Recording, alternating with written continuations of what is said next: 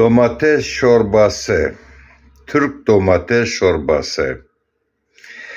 Kremalı. Kremalı. Çok tatlı. Çok tatlı. Buna buğday nişastası atılıyor. Ondan sonra tuz, domates şalgası, tereyağı, zeytinyağı, başka da koşuluyor içine her bir şeyler. Tatlı oluyor. Domates çorbası. Çok tatlı. Türk domates çorbası arkadaşlar.